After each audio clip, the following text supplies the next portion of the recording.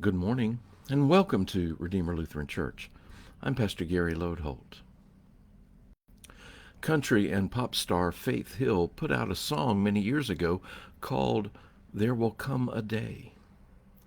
The lyrics speak of a world of troubles, but the lasting hope we have in God. The words of the chorus reflect this.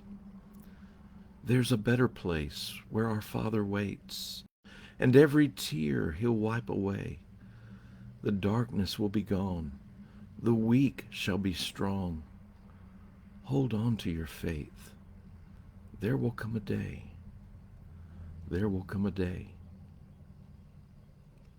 We need that hope and assurance, and that's just what we find in the words of the prophet Isaiah.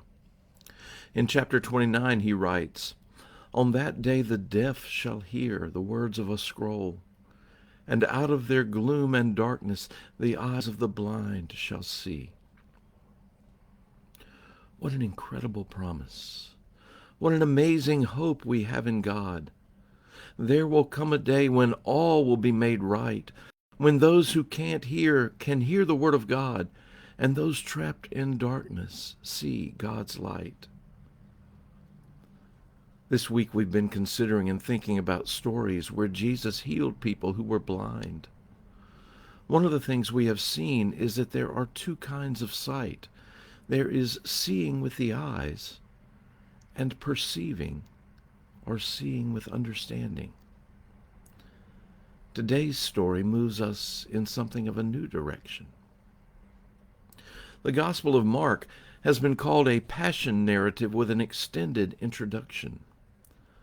What that means is that a large part of Mark is focused on the last week of Jesus' earthly life before his crucifixion.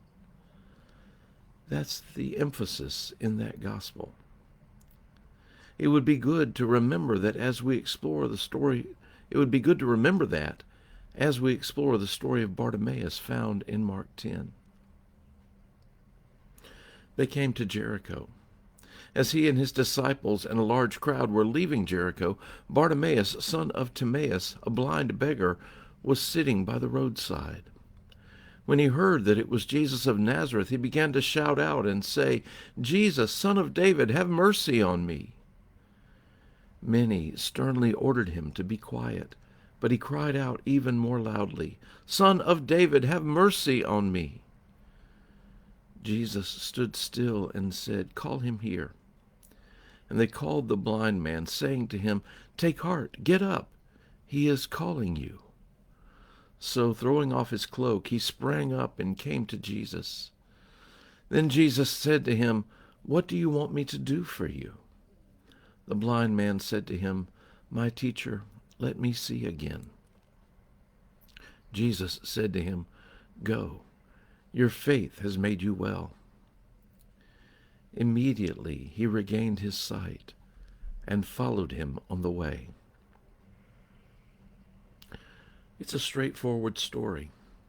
Bartimaeus calls out to Jesus, but it's not clear that he has a clear understanding of who Jesus is. Even more, even though people tell him to be quiet, he refuses to be silent. We can understand that. It's likely he heard about how Jesus could heal, and now Jesus was passing by. This is his one shot, and he makes the most of it. When Jesus responds and calls to him, Bartimaeus eagerly responds. He's focused on what he wants most, and that Jesus can do it. And that's it. Just the story of a simple miracle of healing. Except, in the Gospel of Mark, there are two healings of blind people that work together to make a larger point. The first we considered yesterday, where the man needed 2 touches in order to see and perceive. Between that story and the one of Bartimaeus, there's a long section on discipleship.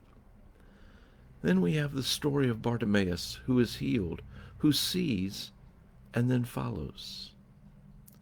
It's a clear call to us that we are not to remain in blindness, but rather to see Jesus and to follow him. The most interesting part to me is that this is the very end of Jesus' ministry. The very next story in Mark's Gospel tells of him entering Jerusalem on Palm Sunday. Holy Week has begun. So we have a story of a blind man who sees, followed immediately by a story in which the priests and the people who can see don't. And then there is this. Bartimaeus and us are called to follow Jesus, and at this point in the story, his way leads directly to the cross. As we draw nearer to our own observance of Holy Week, may our eyes be opened. May our hearts see clearly. And may our feet follow Jesus into lives of sacrifice and love. Thanks for watching, and remember to let this day belong to God.